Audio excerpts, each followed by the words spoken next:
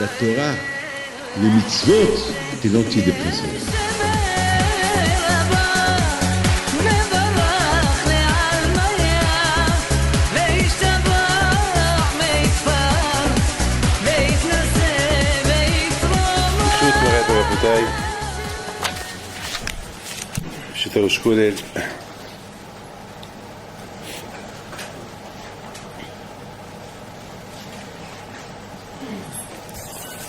Ce soir, c'était la Ilula de Rabbi Meir Ba'al Hanes Alav Shalom et de Rabbi Shimon Bar Yochai.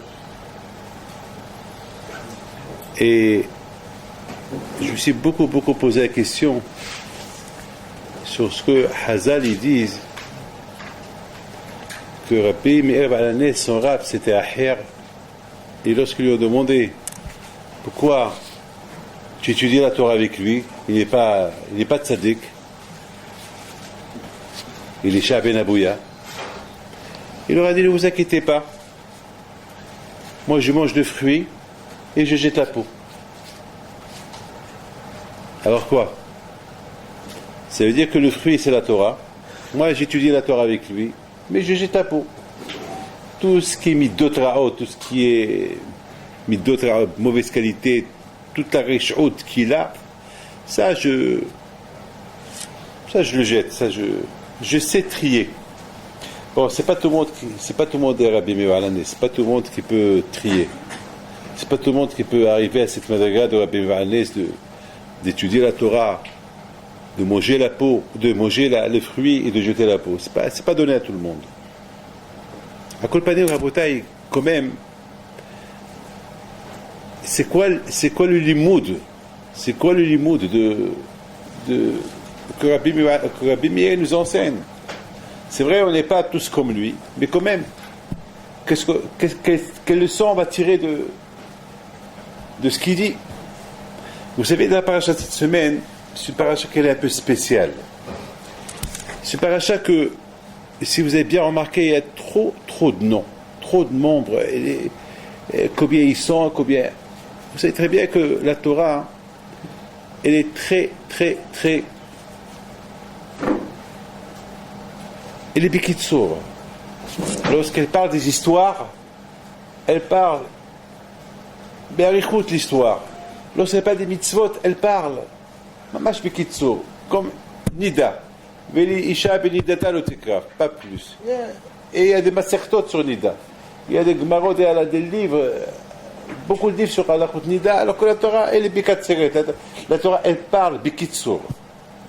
La Torah, elle parle en résumé. Et lorsque la Torah, elle parle de le comptage des bénis Israël, c'est des parachutes entières. Bamidbar, Nassau, et bien à l'autre, la Torah, elle parle combien ils étaient, combien les Shevet Levi ils étaient, combien des familles ils étaient, etc. Mais voilà, pourquoi la Torah, elle nous parle de tout ça? La Torah, qu'elle n'a qu'à nous dire exactement, il y a 600 000 juifs. Ou bien chaque Shevet, ils sont pam, et point final. Et on finit. Ce que la Torah elle est en train de faire un comptage, tellement un comptage. Quelle est la raison? Pourquoi? Qu'est-ce que vous, Yallah? Qu'est-ce que vous, Zama, le Shabbat, vous avez écouté la paracha du Shabbat. Quel hidouchi vous allez faire sur le comptage des Juifs? Yallah. Quel hidouch? Vous avez fait des hidouchim, sur un passouk, d'accord, mais sur le comptage des Juifs, quel hidouch? Bon, qu'est-ce qu'on va être le hadith? Quoi? Rien du tout. On va même s'ennuyer là. Et c'est la plus grande paracha des parachutes, c'est la paracha de la semaine prochaine. Elle est tellement longue. Et les korbanot, pourquoi tout ça? Pourquoi? On dirait qu'il y a des choses à être le hadith. Vous savez, Rabotai, tout à l'heure on a dit je ne sais pas si on l'a dit, si je vous l'ai dit à vous, à quelqu'un d'autre, je l'ai dit tout à l'heure, on parlait de le RR, l'avantage qu'ils ont à Israël. Il y a un avantage à Israël.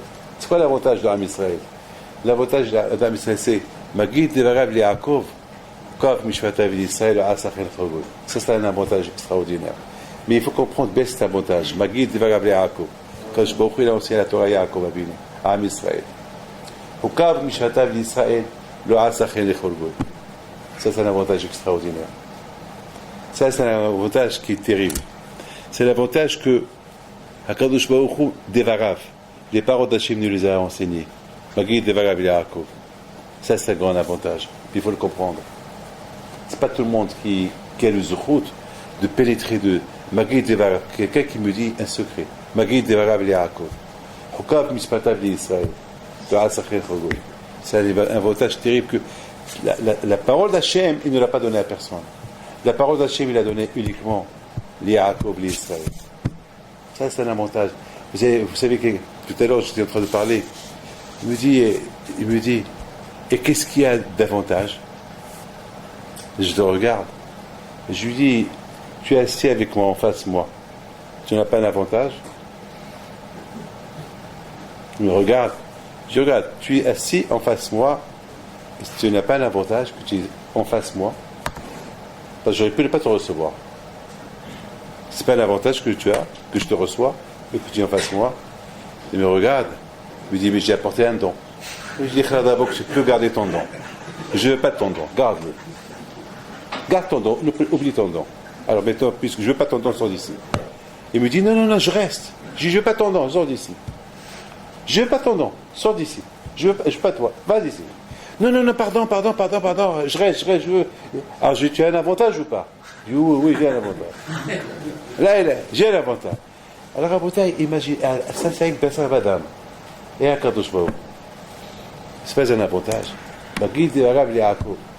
Kav Mishvatav Israël. Le Asachel Chogod. C'est ça l'avantage. L'avantage qu'on a en Israël, nous avons la Torah. Magid Devarav Yaakov. Mais l'avantage, celui, Bémet, celui qui veut comprendre, celui qui veut pénétrer dans cette phrase-là que je viens de dire, Magid Devarav Yaakov. Bémet, j'ai vu une fois dans le Zohar qui dit, si les Juifs, ils pouvaient imaginer combien Kadosh Baruch Hu il l'aime, en lui donnant la Torah, il sort dehors, il saute de joie. Mamash, il danse, il va sauter de joie. C'est elle que les Juifs pouvaient comprendre. Ça, c'est que les vrais tzadikim, les vrais tzadikim, ils ont compris ça. Mais est-ce que nous, on a compris ça? Nous, on dirait que c'est un hall, on dirait que c'est un fardeau pour nous de s'asseoir, étudier. Et même ça, c'est à savoir. Ça, c'est Magid Devarav Yaakov. On pouvait imaginer, on pouvait arriver à comprendre cet avantage que Kadosh Baruch Hu nous a donné. Cette Torah qu'il nous a donnée. Alors, après, il faut savoir une chose. Je crois que la semaine dernière, vous avez bien lu la paracha de Arachin. Elle est belle cette paracha-là. C'est quelqu'un qui dit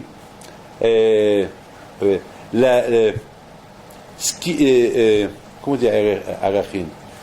Hein?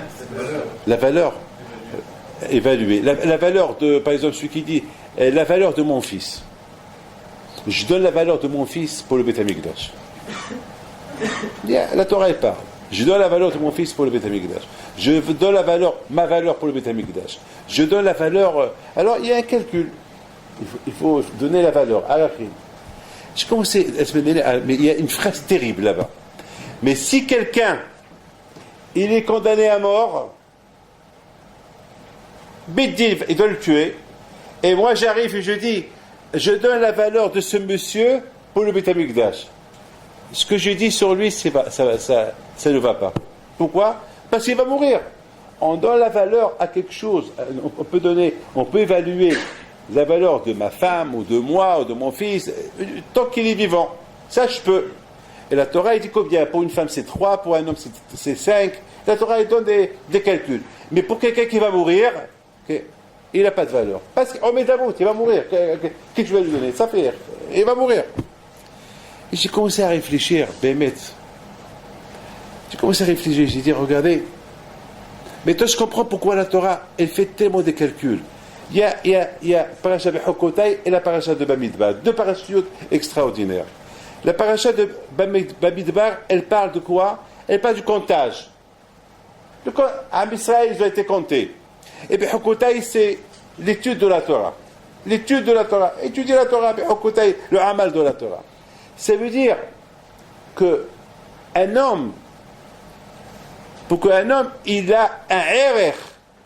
Chez Akadosh Baruch Hu, Rabbi Haim Pinto, Rabbi Akiba Iger, Rabbi Shimon Bar Yochai, Rabbi Bevanet. C'est quoi le erreur? C'est quoi le hashivut, la valeur qu'ils avaient ces tzadikim? Rabbi Haim Taib Lomet. C'est quoi la valeur de ces tzadikim là? C'est la Torah. C'est la Torah qui les a mis en valeur. Même d'un Shemek, un David, un Yaakov, un Moshe dans la rue. Il n'y a rien du tout. Mais un Tamid Hacham, un Ben Torah, la Torah, elle donne la valeur à ce monsieur-là. On va rapporter un Amaharetz qui va mourir, un Racha qui va mourir, et là. Les Rishaim ont dit sur les Rishaim, le os dans le tombeau, ils pourrissent. Chez les Rishaim et Raqib. Ça fait, c'est rien du tout. Mais les tzadikim, même après leur mort, ils sont haïm. Pourquoi? Parce que la Torah, elle continue à leur donner la valeur. Et c'est ça l'apparition de Hukotai. Elle parle de l'étude de la Torah, elle parle des klalotes qu'il y a eu, celui qui ne respecte pas la Torah, elle parle de Harachin, la valeur. Qui met l'homme en valeur? La Torah. C'est tout. Prenez un cochon, on va le maquiller, on va lui mettre des bijoux. Est-ce que vous allez dire, quel joli cochon? Un cochon. C'est ce que je te vois, Mélechidi. Si on maquille, si on habille un cochon, même si tu lui mets les diamants, 24 carats, 100 carats, un cochon, il restera un cochon. Rien, ouais, le vin de Hiva. Il a ni charme, ni rien du tout. Mais par contre, un homme, une femme qui se maquille, le maquillage peut la rendre plus belle, mais pas un cochon. Regardez la bouteille de la Torah.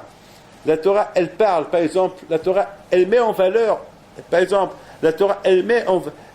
Maintenant, est-ce que quelqu'un peut dire, sur une BMA TMA, je vais donner le Erechael pour le Beth Amikdash? Assour, c'est péché. Mais pour le BMA, qu'elle est kshera, et qu'elle a un pgam, et qu'elle est il lui manque un œil. On ne peut pas dire sa valeur, je donne un bizarre pour le Beth Amikdash. Je veux dire, je donne la valeur de cette BMA qu'elle est aveugle au Beth Amikdash. C'est un bisayon. Il faut que ça soit quelque chose de net. La bouteille, la Torah, elle met en valeur uniquement celui qu'il applique sur lui, celui qui applique sur lui l'étude de la Torah. Alors là, la Torah, elle le met en valeur. La Torah, elle le met en valeur. Mais vous comprenez très bien pourquoi la Torah, elle fait un comptage. Pourquoi la Torah, elle fait un comptage? Pourquoi on donne tellement, un comptage, et combien ils étaient là, parce que quelqu'un, à Kachro, il veut nous apprendre que quelqu'un qui étudie la Torah, il a un erreur devant lui. Il a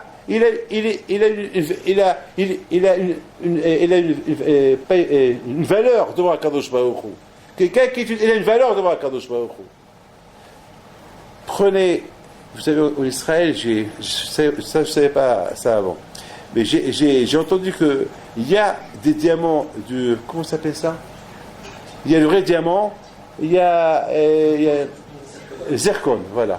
Il y a d'autres diamants qui s'appellent ils sont étonnés que c'est du diamant, mais c'est du zircon, c'est des faux diamants. Donc ceux-là, ils n'ont pas de erreur. Vous n'allez pas me dire qu'on va les mettre dans une vitrine bien emballée. Non, c'est rien du tout. C'est rien parce qu'ils n'ont pas de valeur. Mais par contre, je raconte une histoire. Il y avait une fois quelqu'un qui m'a offert une montre. Je ne sais pas si c'est une montre, un cadeau. Mais bien emballé. Très bien emballé. Et j'ai pris le cadeau, je l'ai mis de côté. Merci. Et quelques temps plus tard, 6 mois ou 7 mois, il est encore venu. Il regarde dans le bureau, c'était à Lyon. Le paquet qu'il m'a offert. Il dit, Rabbi David, je vous ai donné un cadeau. Je vois que vous ne l'avez pas ouvert. Ah, j'ai dit, oui, je ne t'ai pas condamné à ma femme. Non, c'est pour vous. Pour moi? Ah oui, c'est pour vous. Ah, c'est pas un vase. Non, c'est pour vous. Ah bon. Ah, je l'ouvre. Ah, bon, je me suis levé, j'étais sûr que j'ai cru, peut-être un petit sac, je sais pas, peut-être quelque chose. Et j'ouvre, et je vois une grosse boîte rouge de quartier. Ah, vous m'avez offert un quartier, alors j'ai cru là aussi, c'était une grosse montre. J'ouvre la boîte et je trouve une autre boîte. Je reprends la boîte, j'ouvre la boîte, je trouve une autre boîte. Une boîte, une autre boîte, et dans une autre boîte, et là je découvre, dans toute sa splendeur, une très belle montre. Et je le regarde, je lui dis, ça doit coûter cher celle-là. Il me dit, oui, elle coûte très très cher. Et depuis 6 mois, elle est là, quelqu'un peut la prendre. Je lui dis, eh bien, Théo, j'ai appris de toi une leçon maintenant. Je lui dis, j'ai appris de toi une leçon. Et merci pour la leçon que j'ai appris de toi. Combien des fois, les mitzvot que Hachem nous a donnés, ils ont tellement une valeur importante, on les met de côté, dans leur emballage, on les ouvre même pas, on ne s'intéresse même pas, on ne fait même pas attention. Et un jour, on découvre la grandeur de ces mitzvot-là. Heureux celui qui les découvre lorsqu'il est vivant. Heureux celui qui trouve le RR de ces mitzvot lorsqu'il est vivant. Puis une fois qu'il est mort, c'est trop tard. C'est une fois que l'homme il va mourir, c'est là qu'il va découvrir toutes ces beautés de ces mitzvot-là. Et c'est ça, Rabotai, la paracha de Bechukotai et Bamidbar. Bechukotai, c'est la Torah. Hachem te dit, tu t'acharnes sur la Torah, tu l'étudies Be'amal, et tu vas découvrir le RR de la Torah. Et non seulement le RR de la Torah, mais ton RR à toi-même, à toi, à qui j'ai donné la Torah. Toi, à qui j'ai donné la Torah. Toi, tu vas te mettre en RR. Pourquoi? Parce que si je t'ai donné, c'est que tu as un RR. Écoute, un diamant qui a un RR, et on le met sur le visage d'un cochon qui n'a pas de RR, ça ne marche pas. Mais on donne un bijou qui a une valeur, et on le met on le donne à une femme qui va connaître la valeur de ce bijou-là, ça va y aller ensemble. C'est la raison à la Bretagne pourquoi Hakadosh Baruch Hu, il a voulu. Après, c'est la paracha de RR. Regardez la Bretagne, la preuve, quelqu'un qui doit mourir maintenant, puisqu'il n'a pas de RR, il va mourir. C'est même pas le péché qu'on va dire la valeur de ce monsieur qui va mourir pour le temple, pour le Beth Amikdash. Il va mourir. C'est fini. C'est fini. Il va mourir. Mais la Bretagne, tant que l'homme, il est vivant, il a la valeur, il a une valeur devant les yeux d'Akadosh Baruch Hu, puisqu'il a une valeur devant les yeux d'Akadosh Baruch Hu, alors Akadosh Baruch Hu lui dit, voilà, cette Torah qu'elle a la valeur, tu peux l'étudier. Valeur avec valeur. La Torah, maintenant je comprends maintenant très bien, il y a une grande question que je lui ai toujours posée. Lorsque Hachem a donné la Torah à Israël, les Goyim, ils sont descendus chez Hachem. Ils ont dit, Lama, quelle est la raison que ceux-là, ils sont mieux que nous? Pourquoi ceux-là, tu leur as donné la Torah et pas à nous? Parce que je leur dis, apporte-moi le Sefer Yochassin. Apportez-moi votre livret de famille. Et vous allez voir, votre livret de famille. Apportez-le, et vous allez voir pourquoi. Pourquoi la makirafta, pourquoi tu les as approchés plus que nous? Quand il va leur dire, mais ça aide. Allez-y, apportez-moi le livret de famille. Vous savez qu'ils n'ont pas de livret de famille. Ils sont partis, ils ne vont plus retourner. Et c'est tout, l'affaire elle est close. Il n'y a pas de livret de famille. Alors, je vous pose une question. Pourquoi nous, on a le livret de famille? Et quoi, les nations, les Umot Ha'olam, ils n'ont pas de livret de famille? Quoi? Vous savez, aujourd'hui, la mairie. Pourquoi dans la mairie, il n'y a pas... Chaque famille, ils ont dès un couple se marie, on lui donne le livret de famille. Aujourd'hui, c'est ce qu'on fait. Mais à l'époque, il n'y a pas de livret de famille. Va apporter le livret. Le livret de famille, c'est pas, on ne parle pas ici des papiers. Le livret de famille en papier. Vous savez, on peut trafiquer aujourd'hui les livrets de famille. Vous savez, moi, il y avait quelqu'un qui m'a raconté, il m'a dit, Rabbi David, si tu connais quelqu'un qui veut un livret de famille, quelqu'un qui veut pièce d'identité, quelqu'un qui veut ça et ça, et vous l'envoyez.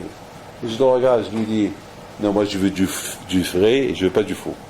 Non, moi, je connais des gens qui fassent du faux. Je lui dis, lâche. Le faux, ça ne m'intéresse pas. Moi, je veux le vrai. Je veux le vrai. À Bretagne, quoi? Hakadosh Baruch Hu, lorsqu'il dit on monte à Allah, apportez-moi votre livret de famille, c'est quoi le livret de famille? C'est quoi?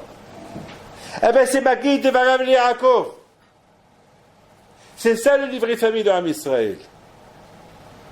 Ben, dès qu'Hakadosh Baruch Hu est venu chez les Goyim avant qu'il leur a donné la Torah, il leur a proposé la Torah. Mais ils étaient tellement déconnectés.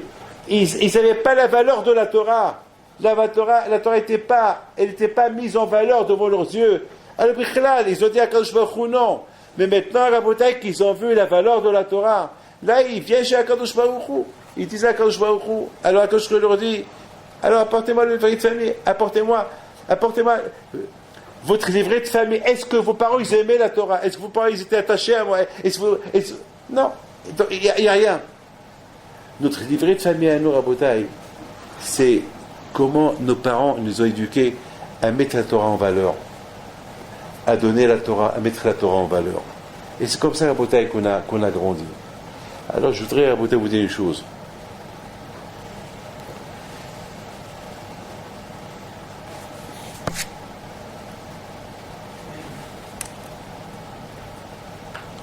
Combien chez Akadosh Baruch Hu, c'est important le comptage du Béni Israël. Lorsque Israël, ils mettent la Torah en valeur, Akadosh Baruch Hu aussi les met en valeur. Il les compte. 1, 2, 3, combien ils sont là, combien ils sont là, combien ils sont là. Même pour Akadosh Baruch Hu, c'est vrai qu'Akadosh Baruch Hu, il est très, très, très avare dans la Torah. Akadosh Baruch Hu, il part toujours en résumé. Mais lorsque Akadosh Baruch Hu, il voit combien on aime la Torah, alors Akadosh Baruch Hu, il va étendre notre comptage à nous par des psukim et des parachiotes et des parachiotes et des parachiotes. Lorsque nous on met la Torah en valeur, alors Akadosh Baruch Hu aussi il nous met en valeur. Et non seulement qu'Akadosh Baruch Hu il nous met en valeur, mais Akadosh Baruch Hu il nous met à côté de lui. Miyahed Shemo Aleinu. Akadosh Baruch Hu il met son nom sur nous. Magid de Varam Yaakov Lo Asachel Chol Goy. C'est de la folie, Rabotai. Mes amis, il faut savoir une chose. Hachamim, ils disent, après 120 ans, la personne vient chez Akadosh Baruch Hu. La première chose que Hachamim, ils disent, Ashrei mi sheba lekal v'talmudo biyado. Voilà. Celui qui a mis la Torah, l'étude en valeur, c'est lui qui vient chez Akadosh Baruch Hu. Uniquement celui qui a mis la Torah en valeur. Aujourd'hui, beaucoup de gens, ils préfèrent donner la tzedaka, ils vont s'acheter avec la tzedaka. Tzedaka. Mais la tzedaka, c'est bien, mais la Torah, c'est encore mieux.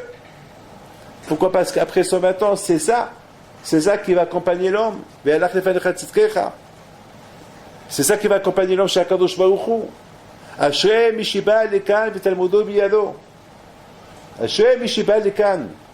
Celui qui a mis la Torah en valeur dans sa vie, comme qu'il a mis sa femme en valeur, comme qu'il a mis ses enfants en valeur, comme qu'il a mis sa maison en valeur, comme qu'il met tout en valeur, et la Torah, est-ce que tu l'as mis en valeur? Oui, c'est vrai, on va mettre tout le monde en... Regardez la bouteille, je vous pose une petite question. Quelle est la différence entre un roi et un citoyen? Quelle est la différence? Ce roi était quoi avant? Pardon? Un citoyen. Et maintenant il est quoi? Un roi. Maintenant il est en valeur. Et avant, lorsqu'il était citoyen, il avait une valeur? Ouais, non. Rien du tout. C'est un citoyen comme tout le monde. Mais maintenant il est roi. Les Havdil, la bouteille, tout d'abord. Un homme sans Torah, c'est un citoyen. Israël. Mais Rabotai, qui va le mettre en valeur? C'est l'étude de la Torah. Celui qui vient avec la Torah, c'est Man Malché Rabbanan, c'est comme un roi qui arrive.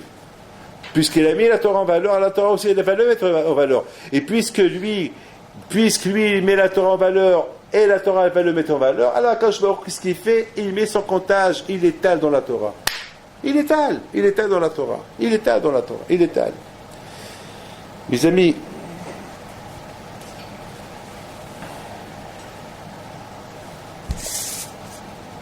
vous savez très bien ce qui se passe un peu aujourd'hui dans le monde. On est tous... chacun à bouteille, il voudrait être attaché à Kadosh Baruch Hu. Mais être attaché à Hachem, il faut être à 100%. Il n'y a pas de 99,99, à 100%. C'est ça être attaché à Kadosh Baruch Hu. Chez Kadosh Baruch Hu, il n'y a pas comme ça et comme ça. Ou il faut être entier. Il faut être entier avec lui. Il faut être entier.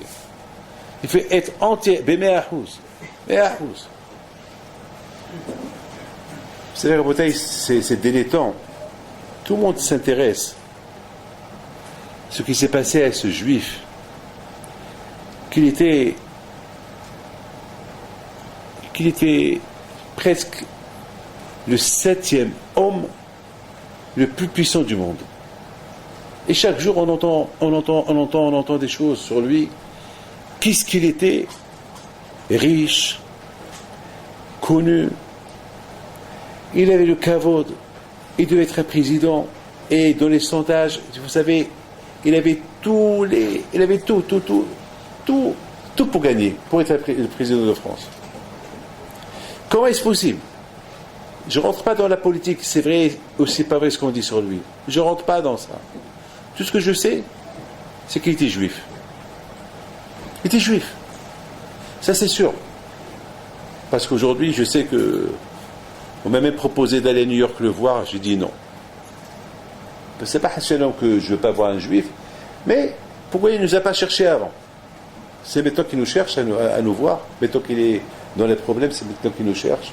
Mais c'est pas, on peut dire, bon, maintenant c'est maintenant qu'il a le temps pour faire tes chevaux. Maintenant, il fait pénitence. Peut-être. Maintenant, vous savez très bien, lorsque quelqu'un a des problèmes, c'est là qu'il commence à réfléchir pourquoi j'ai eu ça, pourquoi j'ai eu ça, pourquoi j'ai eu ça.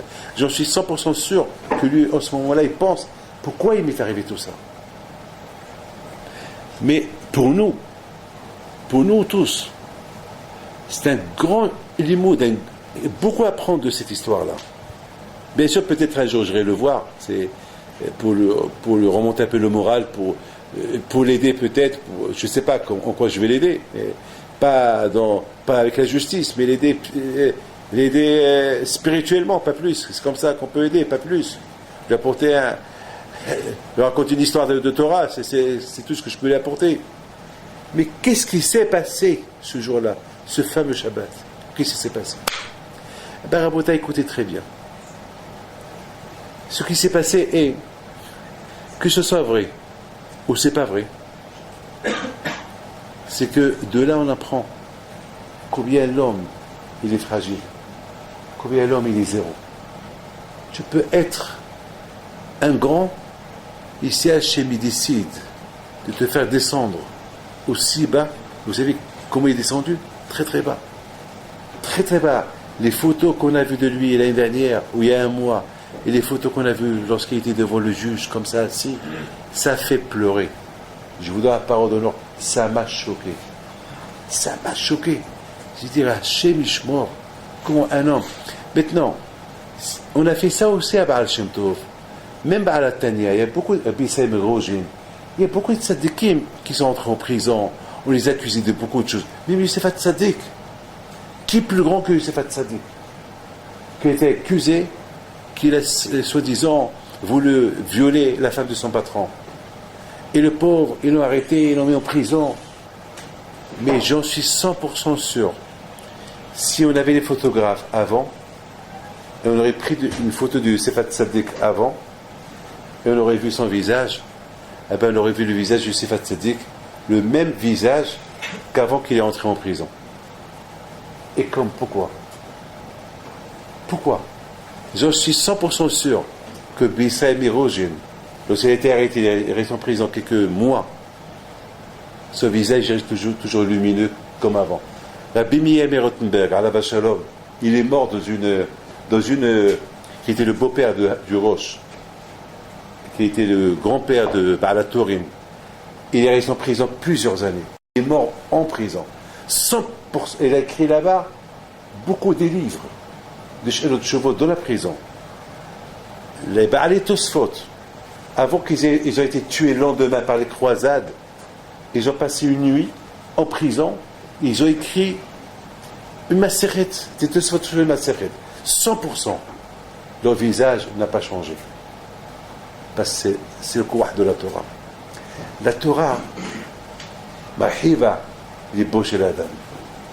La Torah, elle élargit le cœur de la personne. Je vous donne la parole de notre prenez ça de moi. Lorsque j'ai des problèmes, ben, il n'y a que la Torah qui me soulage. Je vous donne la parole d'honneur, c'est que la Torah qui me soulage. Beaucoup de fois, Une fois, ma femme m'a dit, ben, je suis jaloux de toi, que lorsque tu as des problèmes, tu t'acharnes, tu dis, tu oublies ce monde-là. Je voudrais bien être comme toi. Moi, lorsque j'ai un problème, eh ben, je reste avec mon problème. Ben, mais c'est ça la Torah. C'est ça le quoi de la Torah. Lorsqu'on donne la valeur à la Torah, alors la Torah aussi nous donne la valeur. Le pauvre ce juif-là, qui est en prison en ce moment-là, maintenant, bon, c'est comme la prison. Bon, il est en prison surveillé. Mais on ne sait pas ce qui va se passer dans quelques temps. On ne sait pas. Ben, c'est que les visionnautes qu'il a eues. Et ces photos-là qui sont terribles. J'ai gardé quelques photos à lui. C'est simple que de temps en temps, je les vois. Pour me rappeler, pour vous dire, David, tu vois, sans Torah. S'il avait la Torah, elle donne l'Emouna. La Torah, elle donne la force, comme il dit le Orahaim HaKadosh. La Torah marhiba li bosh l'Adam. Comme tu dis le Orahaim HaKadosh. La Torah, elle est marhiba. Elle va élargir. Marhiba li bosh l'Adam. Elle va élargir le cœur. Il ne va pas rester le cœur serré. Lorsqu'on a un problème, le cœur, il se resserre. Il se resserre quand il y a une crise cardiaque. Mais quelqu'un qui a les mounas, en Kadosh Baruch Hu, de plus qu'il y a le problème, et le cœur, la Torah, elle va élargir le cœur pour accepter et supporter le problème. Lorsque l'homme il donne la valeur à la Torah, eh ben la Torah elle le met en valeur. Et comment la Torah elle le met en valeur? Carrément. Quand il va écrire son nom dans la Torah. Et la Torah, elle va élargir son cœur. Il va supporter les problèmes. C'est ça la bataille, la différence entre un Ben Torah et celui qui n'est pas Ben Torah. Le pauvre. J'ai la peine pour lui, qu'Hachem il le soulage, qu'Hachem il l'aide. Mais pour vous dire, il aurait pu supporter tous ces visionnements, tous ces hontes, tous ces hontes qui lui ont fait, ces humiliations. Vous imaginez, Hachem Ishmo, je préfère ne pas avoir un kavod avant et le cadre de ce visionnement après. C'est incroyable. Incroyable. Et si jamais demain ça va se dévoiler que c'est vrai ce qu'il a fait, vous imaginez quel bisayon il aura. Ici encore demain on va voir qu'il n'a rien fait. Eh ben, il va dire j'ai eu bisayon pour rien, j'ai subi les hontes pour rien, tout ça c'était pour rien. Mais à si c'était un Ben Torah, il va dire quoi? Kapara. C'est quoi Kapara? Hachem il a voulu. Pourquoi on ne reçoit pas des coups du matin au soir? On dit Kapara.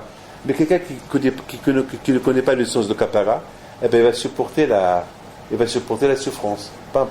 Maintenant, la bataille, avec tout ce qu'on a expliqué, je finis avec ce que j'ai dit sur Rabbi Meir Baal HaNes. Je vous ai posé une question. C'est quoi? Rabbi Meir, il a étudié la Torah avec un rachat. Il a pris. Ils lui ont dit, Hachamim, pourquoi tu étudies la Torah avec un rachat? Il leur a répondu, moi je mange que le fruit, je prends de lui que les bonnes choses, mais ses qualités, sa richesse, ça je prends pas. La clipa, je la jette. On a posé une question. Attends, c'est impossible.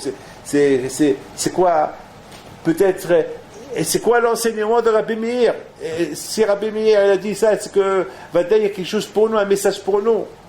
Eh bien, la bataille, le message, il est clair. Écoutez bien le message et vous allez prendre ça avec vous. Le message, il est clair.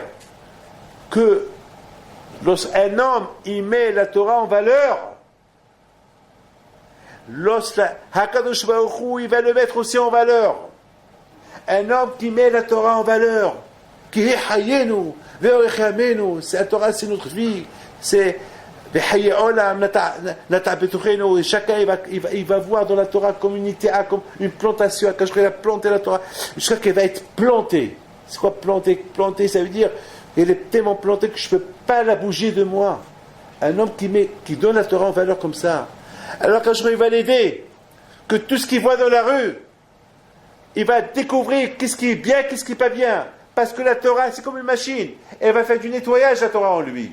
Et il dit, voilà ce qui est bien, voilà ce qui n'est pas bien.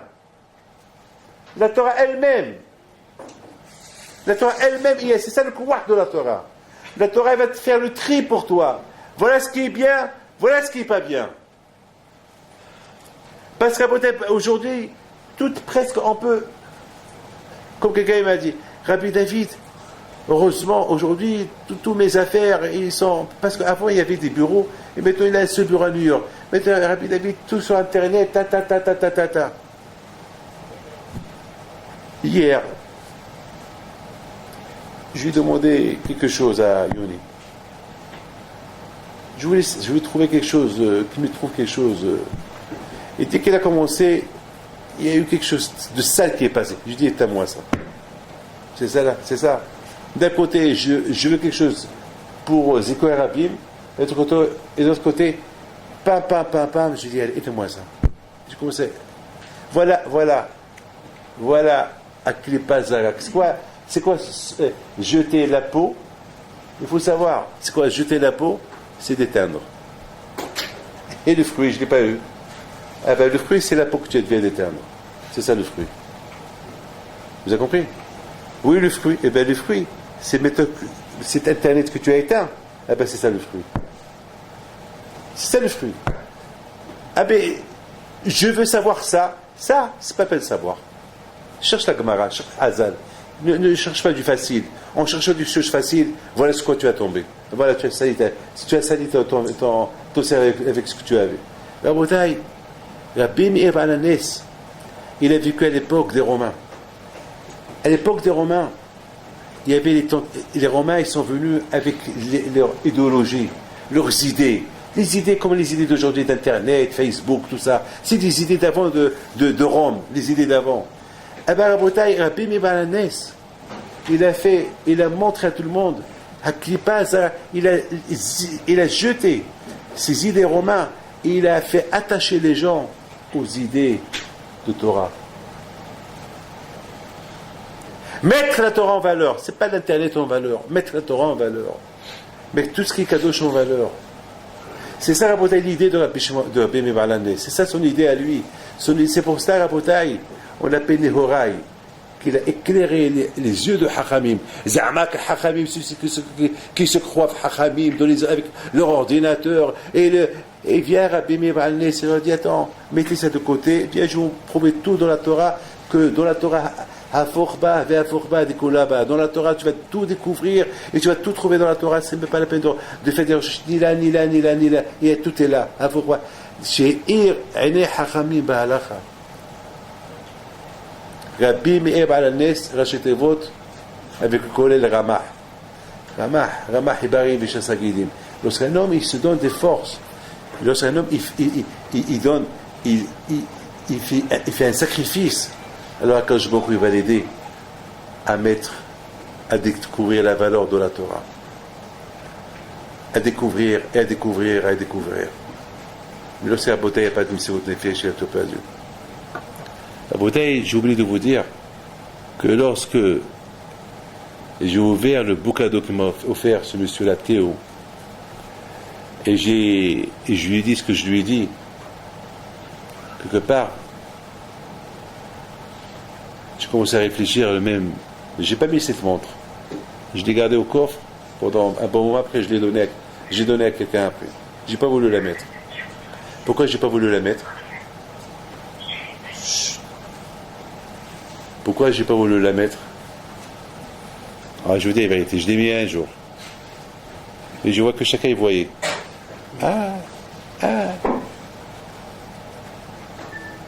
Et alors? C'est pas à cause de Renara, j'ai pas peur de Renara, moi. Mais ce qui m'a fait le plus, j'ai dit, tu vois comment les gens ils sont intéressés? Voilà. Ils voyaient la montre.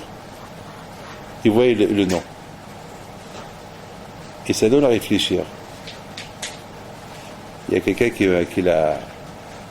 me parle plus maintenant, parce qu'il voulait que je parle avec son père pour qu'il lui achète une Ferrari.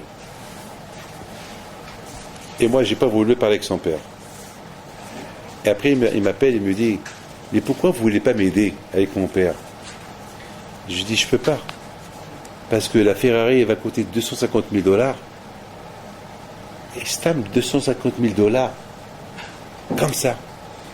Pour une Ferrari. Oui, mais mon père, il est riche, il peut. Je dis, même s'il est riche et milliardaire, même s'il peut, mais c'est pas haram, c'est pas du gâchis. Voilà où il met la valeur. Voilà où sa tête. Sa tête, elle est dans la Ferrari. Cartier, Porsche, Rolls-Royce, belle maison 16e, penthouse. Voilà. Ah, où la tête, elle est. Regardez où est la tête d'Hachem. Il écrit dans la Torah les noms des Juifs. Il met les Juifs en valeur parce que ces Juifs, ils ont mis la Torah en valeur. Ces Juifs qui se sont acharnés dans la Torah. Ces Juifs-là qui mettent Arachim, qui sont devenus en valeur. Pourquoi ils sont devenus en valeur? Qui les a mis en valeur? La Torah qu'ils ont étudiée et les a mis en valeur. Je termine avec cette histoire-là. Alors j'étais à Chicago. Je suis parti voir un monsieur. Il voulait que je place une mezouza. C'est un monsieur qui nous aide. Et c'est un monsieur que Hachem, il a aidé. Il est de la famille un peu de la famille de Rabbeinu Gershon Liebman. Un peu de sa famille. Je crois du côté de sa mère. C'est de la famille comme ça il m'avait dit. Et voilà, je rentre chez lui, au bureau. Après, il me dit, Rabbi David, je m'excuse, je vous ai dérangé pour le mezouza, j'aurais pu le faire, mais je m'excuse, il était un peu gêné. Bon. Je lui dis, Rabbi David, ça ne vous dérange pas, il y a une femme ici, qu'elle veut vous voir. Ça ne vous dérange pas d'avoir une minute. Elle est venue me voir et je lui dis, d'accord. Elle rentre. Elle commence à discuter. Et j'ai découvert qu'elle n'est pas encore divorcée. Et j'ai découvert que son mari ne veut pas lui donner le guet. Elle a ras-le-bol. Ça fait 4 ou 5 ans qu'elle n'a pas le guet. Et maintenant, elle a rencontré quelqu'un. Elle commence à fréquenter quelqu'un sans le guet. J'ai dit, David, tu es venu ce matin chez ce monsieur-là, pas pour la mezouza, mais pour cette femme-là. Pour parler avec cette femme. Et j'ai commencé à parler à cette femme, j'ai commencé à lui faire peur. Et j'ai commencé à lui parler sur son cœur, jusqu'à que je l'ai fait pleurer. Après, j'ai appelé le Baal Habayit. J'ai dit, voilà, je ne suis pas venu pour toi, finalement, c'est pour cette femme que je suis venu. Et maintenant, tout de suite, il faut appeler son mari et dis-lui que si Hachem ne donne pas le guet à sa femme, elle risque d'avoir un mamzer et lui qui va être. Et lui, c'est un avrer. Lui, c'est un avrer. Alors, si il veut avoir. Il est avrer, il veut avoir un mamzer, ça va être sur sa conscience. Regardez la bouteille. Mettons, qu'est-ce qui s'est passé ici? Cet avrer-là, Vaddaï, il avait une raison pourquoi il n'a pas voulu donner le guet à sa femme. Parce qu'il lui demandait trop d'argent. Il lui n'avait pas l'argent. Mais de l'autre côté, regardez comment Hachem m'a rendu Shaliach. Parce que ce monsieur-là, il mettait la Torah en valeur. Alors la Torah aussi, elle veut le mettre en valeur, mais une vraie valeur, il ne faut pas que cette vraie valeur, il va sortir à mamzer. Donc, Hakadosh Baruch Hu, il m'a fait Shaliach, et avec les Hachem, d'après ce que j'ai entendu cette semaine, il va lui donner le guet dans les jours à venir. Regardez Rabotai, comment Hakadosh Baruch Hu, lorsqu'on met la Torah en valeur, alors Hakadosh Baruch Hu, comme sera mitzvah, mitzvah. Tu as mis la Torah en valeur et tu as fait mitzvah, c'est quoi ta récompense? Une mitzvah. Mais maintenant, si maintenant tu as fait la mitzvah sans valeur, sans rien du tout, ce qui va venir après cette mitzvah, c'est quelque chose sans valeur. Tout dépend de Rabotai. Comment? Et c'est ça Rabotai, la paracha de cette semaine.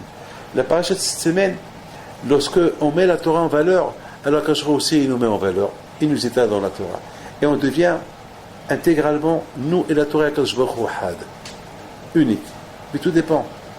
Tout dépend. Et c'est pour ça, Rabotai, Ashrei Mishiba Lekan, de voir Hakadosh Baruch Hu, puis Talmud de Biado. Parce qu'après 120 ans, on va redevenir le vrai Had. Kodesh Baruch Hu, Neshama et Oreita Had.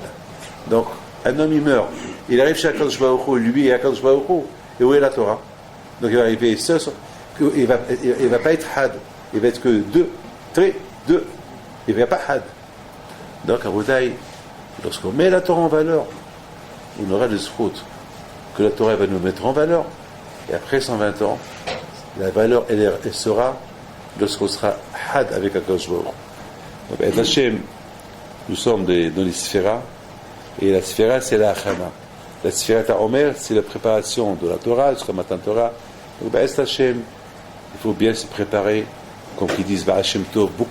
J'ai vu beaucoup des Mfarshim qui donnent une grande importance sur l'étude de la Torah entre Pesach et Shavuot. Plein. Peut-être demain je vais vous faire une photocopie, ou tout à l'heure je vais d'un Mahama que j'ai pris du Moudia, avec tous les commentaires des Gdolim sur l'étude de la Torah de Pesach, entre Pesach et Shavuot. Je vais donner le feuille à Hania qui fait une photocopie. C'est Kedaï de la lire. C'est Kedaï de la lire. Et ça vous encourager. Et d'après tout ce qu'on a dit, que lorsqu'on met la Torah en valeur, on sera en valeur B'ez Hashem à Matan Torah et on aura le zichut de Kabbalat Torah. qu'Hachem vous donne bracha, betzlaha, et tachbout, et tachsihou, et